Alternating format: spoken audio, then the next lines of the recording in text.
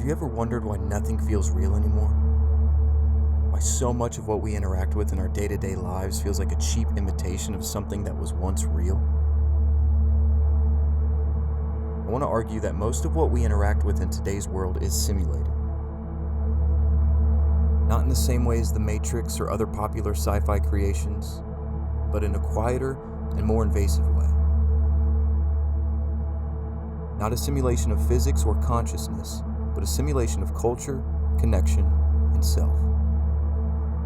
The Oxford Dictionary offers 3 definitions of simulation. 1. Imitation of a situation or process. 2. The action of pretending, deception. 3. The production of a computer model of something. Remember those definitions as we move forward.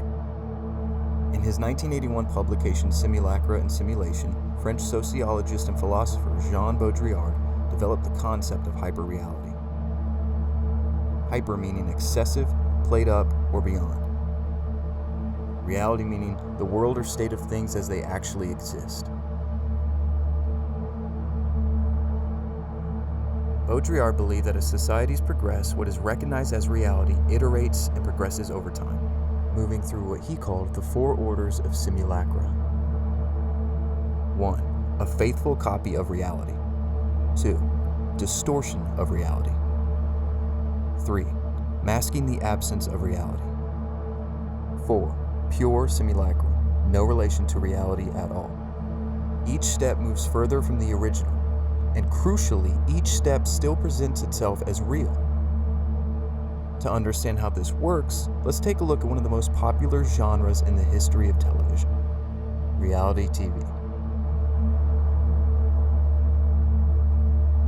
Early reality shows like BBC's The Family showed the everyday lives of everyday working-class people. The cast dealt with the same daily struggles as their audience, with little more and little less. It was, in many ways, an actual look into the reality of everyday life. However, as reality TV progressed, networks began to recognize that audiences were more drawn to shows where participants played up their performances for the camera. These were the shows that got renewed for further seasons. Future reality show producers shifted their focus, introducing scripted conflict into each episode and encouraging participants to act as caricatures of themselves, not to replicate reality, but to replicate the elements that had made early reality shows popular. These new shows were no longer depicting the reality of everyday people. They were depicting the aesthetic of what had performed well before. As this cycle continued, reality TV degenerated into something bearing no resemblance to reality at all. As Baudrillard predicted, we arrived at the 4th order: pure simulacrum. We watch reality TV not to see how people live their real lives, but to see over-the-top, dramatized versions of lives that could be lived. But what happens when the same iterative logic gets applied to parts of our lives that are genuinely important to us? What happens when it shapes how we understand ideas, other people, ourselves? It's not a hypothetical. It's the world we currently live in. Chapter 1. The Stories We Tell. Human beings have always used story to make sense of life, from ancient religious texts like the Bible to explorations of human suffering like the Brothers Karamazov. Story has served as the primary vessel for our deepest understanding of love, loss, and what it means to be human.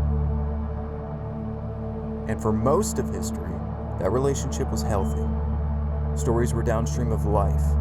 They were attempts to capture, interpret, and transmit experiences that had first been lived and truths that had been discovered. A writer observed the world, felt something true about it, and rendered that truth into narrative. The story pointed back towards reality. It was a map drawn from the territory. But over the last century, led by the advancement of film, television, and eventually the internet, that relationship quietly deteriorated. As narrative became industrialized, commercialized, and monopolized, the driving force behind which stories got told was no longer artistic or moral. It was economic. The question stopped being what is true about human experience and became what keeps people watching. These are not the same question. In fact, the answer to these questions are often exact opposites. What keeps people watching is fast-paced, filled with heightened emotion and unresolved tension. Truth, by contrast, is frequently slow, nuanced, and indifferent to social trends. So truth got sent to the back seat in favor of profit. The market selected for sensation, and sensation iterated over decades, drifting steadily away from anything resembling the actual texture of human life. The result is a media ecosystem incapable of depicting the world as it is, not because the system is inherently evil, but because truth doesn't cleanly convert into currency. Ordinary love doesn't sell. The quiet dignity of a life well lived doesn't make for good television.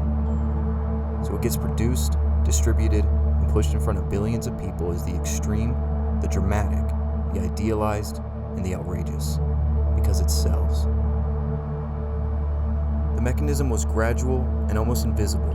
As mass media matured, the volume of fictional narrative available to the average person grew from a handful of books and plays to an essentially infinite stream. Movies, TV shows, YouTube videos, TikToks. Each leap forward multiplied the input. And with each multiplication, the ratio shifted. More hours spent living through screens, fewer hours spent living in unfiltered reality. The result was predictable. When the primary input becomes story, story becomes the reference point, not the other way around. From the golden age of Hollywood to Netflix, the industry has been pumping out romantic movies displaying a particular set of tropes into the cultural zeitgeist. Love arrives suddenly and with certainty. It is signaled by an overwhelming, almost destabilizing feeling. The right person is immediately recognizable. The measure of a love worth having is noticed through grand gestures. The speech in the rain, the chase down the street, the moment where everything is dropped and everything is risked for the sake of the other person. While love can look like this isn't quite a depiction of love. It's a depiction of the cinematic performance of love, optimized over decades of iteration to produce the maximum emotional response in an audience. It is not a faithful copy of how love actually works. It is, to borrow Baudrillard's language, a distortion. The second order.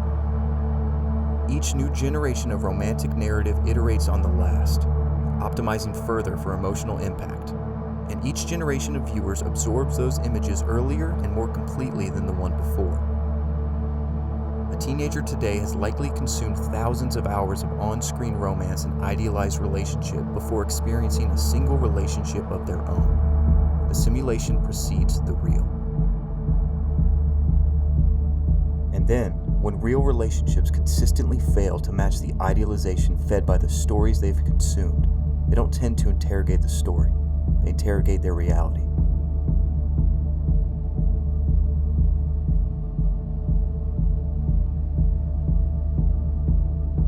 Chapter 2. The Space Between Us. A Chinese health survey tracked 28,536 participants over time and found that those who maintained regular social interaction had significantly longer lifespans than those who lacked it. Not marginally longer, significantly. The relationship between human connection and human survival is physiological. Meaningful relationships with other human beings aren't a luxury, they are a necessity, like food or water. And when we're deprived of them, we deteriorate, measurably. In 2023, U.S. Surgeon General Vivek Murthy made a declaration classifying loneliness as a mass epidemic. His advisory documented that roughly 1 in 2 American adults reported experiencing measurable loneliness. That social isolation carries health risks comparable to smoking 15 cigarettes a day, and that it elevates the risk of premature death by nearly 30%. Murthy said plainly, there's really no substitute for in-person interaction. As we shifted to use technology more and more for our communication, we lost out on a lot of that in-person interaction. What we have been sold as connection is not connection. It is a cheap imitation of it. One that has the aesthetic of connection, the language of connection, even the cultural status of connection, but is missing the fundamental biological ingredients that make connection real. When you are physically present with another person, your nervous system releases a few unique hormones. Oxytocin, the bonding hormone, is released through physical touch, sustained eye contact, and proximity. It is the chemical embodiment of trust, attachment, and the felt sense that another person is genuinely with you. Serotonin is another. It's the hormone that promotes feelings of belonging and social stability. Screens don't facilitate the release of these hormones. The body is not optional in connection. You cannot properly bond through a profile. You cannot belong through endless social media notifications. The chemistry that makes human relationships feel like something unique, the hormones that make them nourishing rather than draining, requires the presence of an actual human body and physical proximity to another. What platforms offer instead is the signal of connection without its substance. The curated profile, the asynchronous message, edited and re-edited before it reaches another person. The parasocial relationship with a creator who feels like a friend, but a friend that will never need you at an inconvenient hour. While our nervous systems are designed for connection, our individual capacity for real connection is not innate.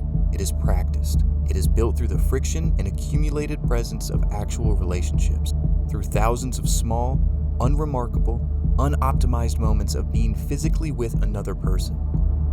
Remove those moments, replace them with digital stimulation, and the capacity quietly atrophies. Not suddenly, gradually, each generation arriving with a slightly thinner baseline than the one before, with no memory of what has been lost. And when the loneliness persists, when the platforms fail to deliver what they promised, people rarely blame the platform. They are more likely to blame themselves, to conclude that the reason connection eludes them is not that the medium is inadequate, but that people are. And by extension, that they themselves are inadequate. And in a culture that has learned to value signal over substance, they come to the conclusion that some deficit of appearance, some failure of self-presentation, is what stands between them and the belonging they were promised. Chapter 3: The Mirror. Over the past few minutes, we've traced a few different patterns. Signal replacing substance, externality replacing internality, aesthetic replacing meaning. Each of these patterns has affected the relationship we have with ourselves. Our environment has convinced us that the signals we put into the world are more valuable than the contents of our soul. We've been convinced that the degree of progress evidenced by the external conditions of our lives says more about who we are than the progress we've made internally. And we've been convinced that the markers of a life well lived can be reduced to simple aesthetics. The funny thing about this trend is that when it comes to our appearance, even the external markers that we've been conditioned to value are now being simulated. Many of these markers were originally symbols of health, vitality, and fitness. Clear skin signaled a healthy endocrine system. Muscle mass signaled physical capacity and metabolic efficiency. These features were windows into an interior reality. The aesthetic was never the point. It was the report the body was giving about what was happening beneath the surface. Modern trends have taken these attributes and forced them into complete isolation from what they once signaled. The result is a tragic irony. People smashing their own face with a hammer, sleeping poorly, eating poorly, and disrupting their hormonal system with experimental compounds, all in pursuit of markers that originally indicated the very health which they are now destroying. This is not a character failing. It is what happens when an entire generation is raised inside the fourth order of Simulacra without anyone naming it. The platform shows you what is valued. The algorithm rewards what performs well. You optimize accordingly. The logic is internally consistent. The tragedy is that the thing being optimized toward, genuine health and longevity, devolves further with each iteration. The information environment we inhabit was engineered to exploit our cognitive limitations. Attention economies were designed to reward skimming, to punish depth, and to keep us at the surface. We learned to skim because we felt we had no choice. But in sorting through the external signals, we lost the substance. If the problem is an information environment engineered to train us towards signal, the solution is deliberately curating an environment that retrains us towards substance. Instead of consuming hyperreal representations of human experiences and connection, Spend some time navigating the friction and nuances of real-life experiences. Instead of skimming the surface of an infinite information stream, go deep on less. Read one long book instead of 100 headlines. Instead of sending 50 copy-pasted messages to strangers on a dating app, have one real conversation with someone you genuinely want to get to know better. Instead of chasing external signals of health and well-being, pursue the underlying conditions. Sleep well, eat well, move more. If mass, unfiltered consumption has gotten us here, controlled and intentional consumption can get us out. The simulation is only as dangerous as our unawareness of it. And now, hopefully you're a little more aware.